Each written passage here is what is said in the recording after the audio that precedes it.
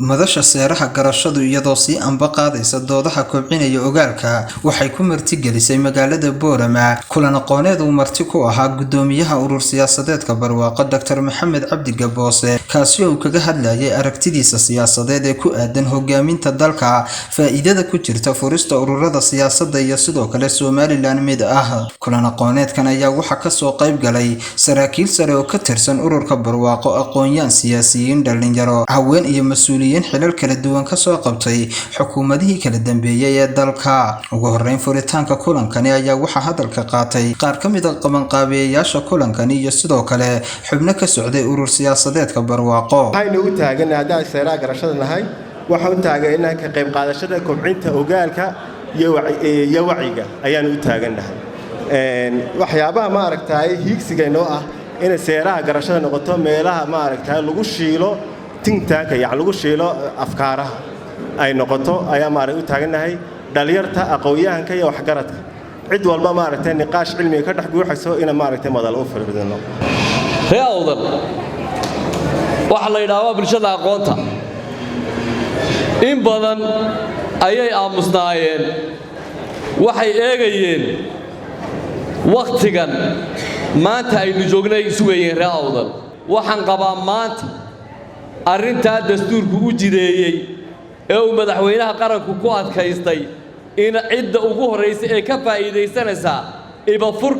furashada ururadu inay reewdan tahay baan qabaaya taariikhdiyada ku samaada ururadu inay furmayaan ogaada Dr. Maxamed Cabdi Gaboose oo hogaamiyaha kaliya ee 2 jeer loo bareeray ama 3 jeer ee ururadiisii toos loo riday ee aan tolay oran ee ila anigu halkaas ka baxaya imikana tii u diyaar u yahay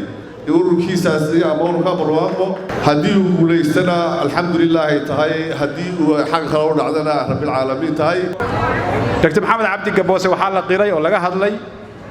in maanta cid Somaliland wax ka sheeganaysa aanay jirin in waxaan positive ahayn iyo waxtar aanu gelin Somaliland muhiimadda ugu weyn ee Somaliland maanta horta inay tahay dastuurka in la furo in lagu xuso oo lagu qeexo xuquuqaha deegaamadu ay leeyihiin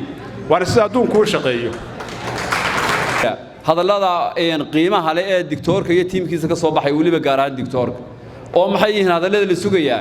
siday noqon doonaan hawsha maanta uu hurmuudka ka yahay diktoor Gaboose oo rajo weyn laga qabo runtii waa ku soo dhaweynaynaa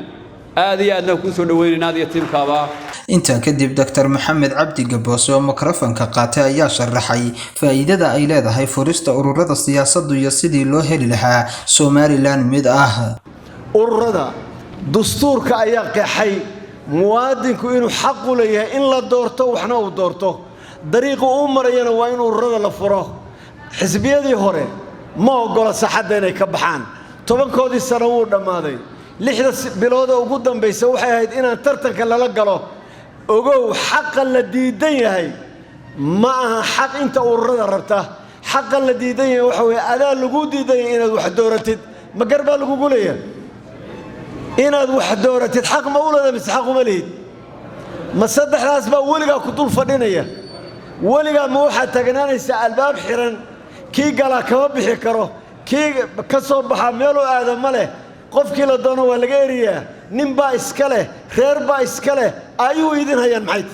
weelkaana waxaan rajaynaynaa ilaahay ka baryanaa inuu barwaaqo noqdaan ilaahay ka baryanaa saasoo maaha waxaa jira looyaro u shaqeeya ururada mucaaradka ah oo u baarbaaraya buugga maxaa loo jiray kutubka quraanka wadaadku marmar wuxuu u baaraa oo u baara oo ku qora kow lacag lama hayo adeer lacagtii waa la hayaa madaxweynuhu 10 jeer buu wuxuu ku ceshay lacagtii tartanka waan hayaa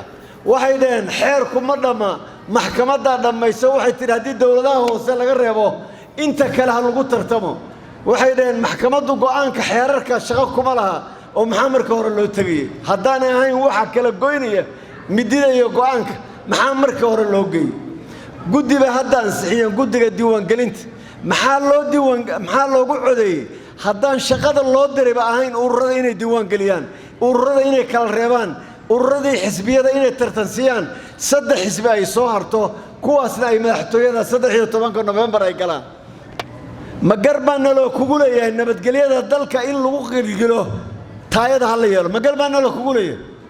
nala kuma gabagabadii kulan aqooneedkani ayay qaar ka mid ah bulshada Boorama su'aalo ku weydiiyeen gudoomiyaha urur siyaasadeedka barwaaqo Dr. Maxamed Cabdi Gaboose wa Cabsalaan Bashiir Faarax Cabsalaan Saha warbaahinta qaranka Somaliland magaalada Boorama